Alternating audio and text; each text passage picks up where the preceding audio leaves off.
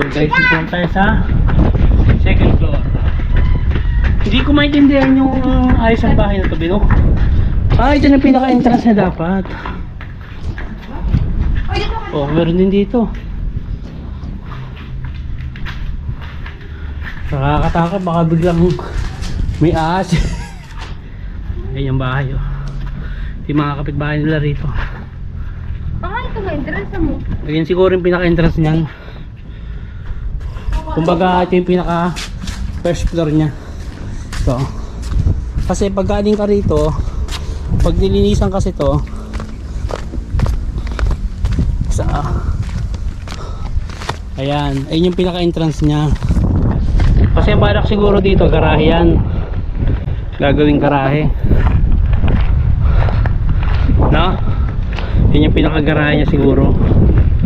Papasok doon.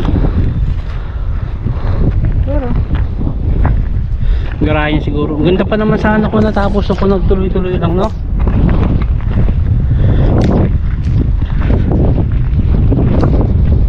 Ang mahal pa naman ng lupa rito. Ayun, no?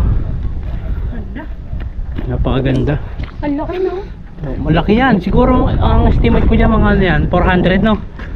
400 square meter B, 500. Tingin mo mga 6, no? Mga 600 square meter. Yung luwang niya. Yung mga kapitbahay nila, oh.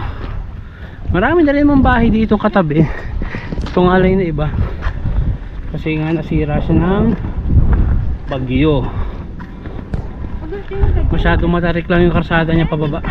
Ay, malapit na dyan. O, dyan ka, dandan. Oo, may dog. Liga. Oh, buting ka ng dog. Jenica! May dog. Jenica! Kapit. Kami ay pupunta naman dun sa kabila. So, hindi yung patatanong, malapit lang dito yung Cooperas. Tsaka ano ba yung sabihin? Cooperas tsaka ano? Kabisera.